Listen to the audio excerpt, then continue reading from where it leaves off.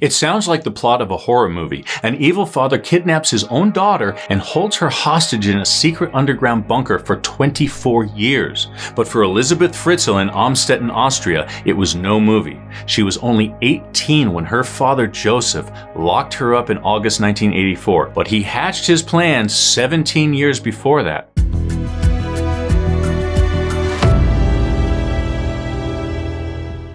I'm Chris, and this is True Crime Recaps. Joseph Fritzl first thought of the idea in the late 1960s when he was serving time for raping a 24-year-old nurse at knife point. He said later he was born to rape, but he didn't want to go back to jail. So he came up with a plan to live out his evil side with his pretty daughter, Elisabeth, while he led what seemed to be an ordinary life in public. 10 years after he got caught for his first rape, Joseph put his plan into action. Elisabeth was 12. He'd already been molesting her for at least a year when he started to build. His project was all above board. In 1978, he filed permits for an extension and bomb shelter under his house and yard. The Cold War was reaching its peak. His project didn't raise any eyebrows. The town council even gave him a couple of thousand in grant money to help with construction, according to The Guardian. But what they didn't know was that behind a false wall, he built a 600 square foot prison complete with a toilet, sink, refrigerator, hot plate, and mattress. He was a trained electrical engineer with the skills and experience to do much of the work himself. He used his connections to construction companies to source concrete and steel, and he rented excavation equipment himself. In August 1984, it was almost done. It was Elisabeth herself who finished it. Joseph asked her for help with a door down in the basement. She was holding it in place for him when he covered her mouth with a cloth soaked in ether until she passed out. When she came to, the door she helped carry downstairs was locked, and she was chained to the bed. And no amount of screaming made any difference. He made sure the dungeon was soundproofed.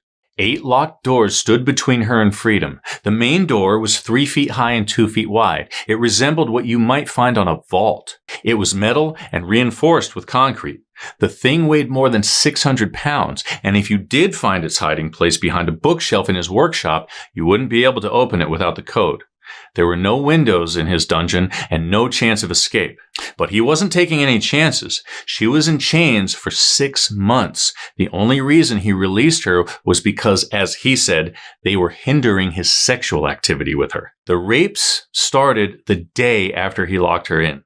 That same day, he and his wife of 20 years, Rosemarie, went to the police station to file a missing person report for Elisabeth. She ran away to join a cult. That was the story he told her mother and 6 brothers and sisters, and that's what he told the police. Her friend from school didn't buy it. When would she have had time to be indoctrinated? Her father rarely allowed her out of the house except for school, and if she did go into town, he usually insisted on being with her. She tried her best to escape him. Once, about 6 months before she disappeared, she ran away to Vienna, but the police found her and dragged her home, never once asking why she wanted to leave so badly in the first place. Ironically, it was that escape attempt that made it easy for him to cover up her kidnapping. A year after her missing persons case was opened, it was closed due to lack of evidence or leads. She was living just under their feet, but for all intents and purposes, Elisabeth was well and truly gone. His morning routine was to go down into his basement workshop and spend most of the day behind locked doors. Sometimes he wouldn't come back upstairs until the next morning. He called it visiting his downstairs family, a diluted way to describe the daily rape and torture of his own daughter. Rosemary and the kids were forbidden to go down there, not even to bring him anything. He was an abusive, controlling man with a fast temper. He'd trained his family to be afraid of him for years. He grew up with a mother that beat him mercilessly. But by the end of her life, she grew to fear him too. She also became his first prisoner, although what he might have done to her in captivity is unclear. According to court documents obtained by The Guardian, before he started building his bunker for Elisabeth, he bricked up his mother's attic and locked her inside, telling the neighbors she was dead. She might have been in there for as long as 20 years until she did die in 1980. By the time Elisabeth disappeared, Rosemarie had been beaten into submission. Even if she knew what her husband had done, and she says she didn't, there wouldn't be any help coming from her. For the first 4 years, Elisabeth barely heard another voice. Joseph hardly ever said anything to her. When he did talk, he threatened to make things worse for her if she didn't act out his sick fantasies. She tried to escape countless times only to be punished with punches and kicks. If he was really upset, he turned off the power and left her in the pitch black for days. Then she got pregnant. She begged him to let her go to the hospital to have the baby, but he refused. He brought her a pair of kitchen scissors and an old book about childbirth and some disinfectant. Those were her medical supplies. But miraculously, almost 4 years to the day after the doors locked behind her, she gave birth to her first daughter, Kirsten. A son followed 6 months later. Then, 2 years after that, she had another baby, a girl she named Lisa. Unlike her brother and sister, Lisa was fussy. Her constant crying was making Joseph angry and nervous. And by that time, he'd started taking in boarders to offset some of the utility and food costs of keeping his prisoners captive. But now, he was worried someone might hear the new baby. To solve the problem, he did something almost impossible to believe. He took her away from her mother, put her in a cardboard box, and left her on his own front porch for his wife to find. Tucked inside, next to baby Lisa, was a note Joseph forced Elisabeth to sign in her own handwriting. The note asked her parents to raise the baby as their own since she was still in the cult and couldn't take care of her. And as always, Rosemary did as she was told. They officially adopted baby Lisa, and thanks to the signed note left with her, social services considered the whole thing handled. Even the Fritzls' neighbors were impressed at how generous and kind it was of them to take in their grandchild. Over the next dozen years, Elisabeth had 5 more babies. 2 of them, another girl and boy, were also noisy, so they too were taken upstairs to live their lives publicly as their biological father's grandchildren. All he had to do was say Elisabeth had left the kids on their doorstep, and it worked perfectly, just like it had before. Sadly, the twin of one of the upstairs kids, a little boy named Mishael, died in her arms only 3 days after he was born. Joseph took him upstairs and cremated him in the family's wood stove. Despite the trouble they caused him, the kids were not accidents. They were part of his plan. He thought that with so many children depending on her, Elisabeth would behave and stop trying to escape. But that doesn't mean he didn't also take precautions. He warned his downstairs family that if they tried to open the door, they would get an electric shock and poison gas would be released into the basement, killing them all instantly. By 1996, with 3 children plus her in the basement, their living quarters were beyond cramped, and she wanted to try and shield her kids from the sexual abuse her father continued to inflict on her daily. So she begged him to enlarge their space with another bedroom if he wouldn't let them leave. He allowed it, but made her and the kids dig into the dirt with their own hands while he worked on the new addition from up above, telling his upstairs family and neighbors that he was putting in a pool to explain the construction. Now imagine how terrible that must have been. The summers were the worst for her, she said. The humidity made the water run down the walls if she didn't catch it first with the towels. Over the years, Joseph enjoyed another form of torture by bringing them pictures of their brothers and sisters enjoying the pool outside. The basement kids had never felt the sun on their face or even seen a tree. But Elisabeth did everything she could to be a good mother and make their days as normal as possible. She asked her father for some books so she could teach them how to read and write and do simple math problems. For a few hours every day, the kids went to school with their mother as their teacher. Later, Joseph claimed he just wanted to be a good father to those kids too. He said he gave them a canary as a pet, which also served a dual purpose to check the air quality was good enough to keep them alive. One Christmas, he said he brought a picture of a tree down for them and gathered up some snow in his hands so the kids could feel it for the first time. Was he so deluded he actually thought he was a good father?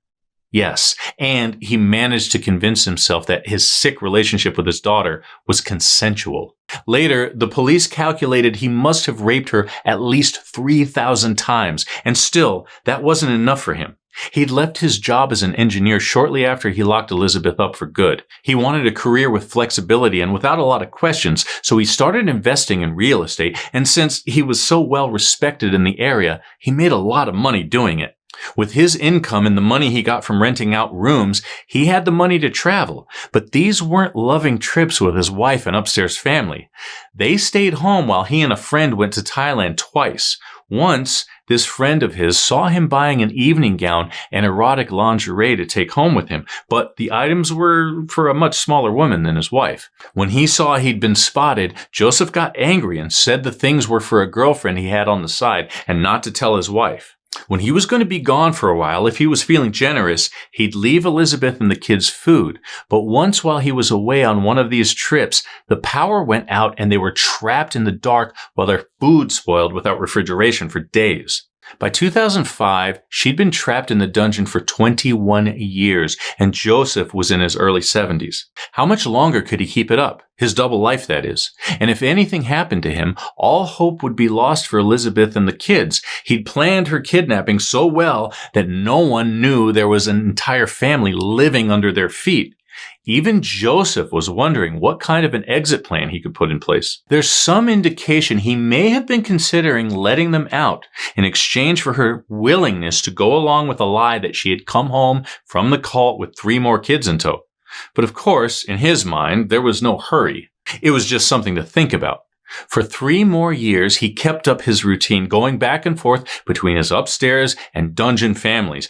Then in April 2008, a miracle disguised as a disaster happened. Her oldest daughter, Kirsten, got sick at age 19. She'd never seen sunlight. Elisabeth had convinced Joseph to bring them vitamin D supplements and a sun lamp for the kids' health, but it wasn't enough to combat all the years Kirsten had spent in the dungeon.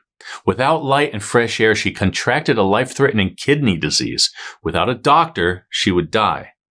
Maybe it was the fact that Joseph had already been tossing around the idea of letting them out, or maybe he just didn't know how to dispose of an adult woman's body if she died. But whatever the reason, he took Kirsten to the hospital for treatment. The doctors were shocked and horrified. The girl was deathly pale and painfully underweight and malnourished.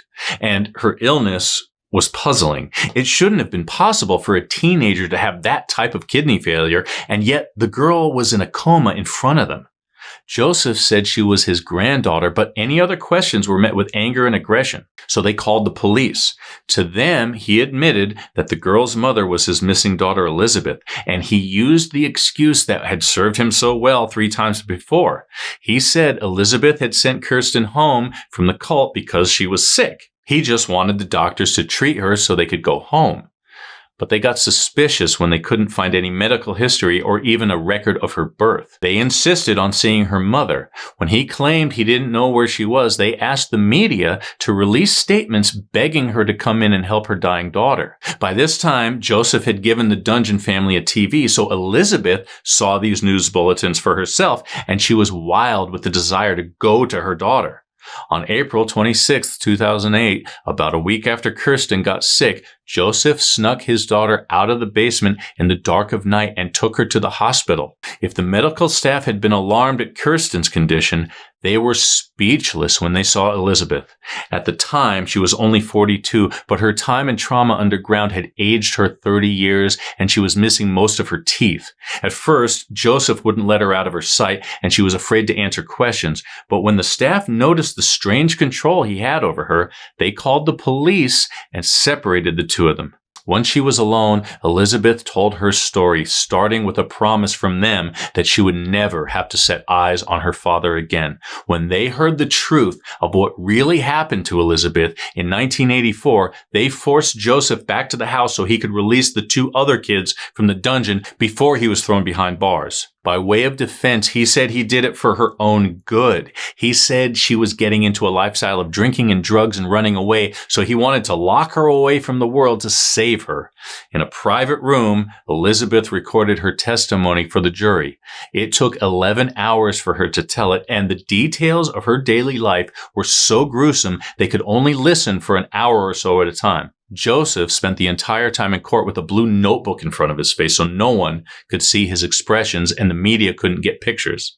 In March 2009, just weeks before his 74th birthday, he was sentenced to life in prison for the criminally insane, where he still lives and breathes today. In 2017, he paid over €500 to change his last name to Meyerhoff, as if a name change could protect him from public disgust over what he did. As for Elisabeth and her children, Kirsten did recover from her illness, but her road to wellness was as rocky as you might suspect. She was born in a dungeon, then had to relearn how to live. To help with their transition, they were all given new identities by the Austrian government, but spent a year in a treatment facility learning how to live above ground. At first, the staff had to keep lights very low so as not to damage their eyes, but eventually they got used to it and only needed sunglasses to protect them. It took a while for the upstairs kids to process the real facts of their birth and start thinking of her as their biological mother. But these days, reports say they all live together in another Austrian town referred to only as Village X. In 2019, it's been said that Elisabeth found love with her bodyguard. Her mother, Rosemarie, also has a new identity, and reports say she lives alone in another town in Austria and makes money by selling needlepoint and other crafts. She continues to swear she didn't know the truth about her husband and her daughter, but interestingly, it was Joseph who divorced her in 2013 after she stopped visiting him. And what about the place he kept his captives in? Was the house torn down? Well, no. A man bought the infamous house for a rock-bottom price in 2016 and turned it into 10 apartments. At least most of the basement dungeon was filled in with concrete. And that's your recap. Thank you so much for spending some time with me today. If you like getting all the crime in half the time, please subscribe and hit the bell so you never miss a recap. Until next time, take care.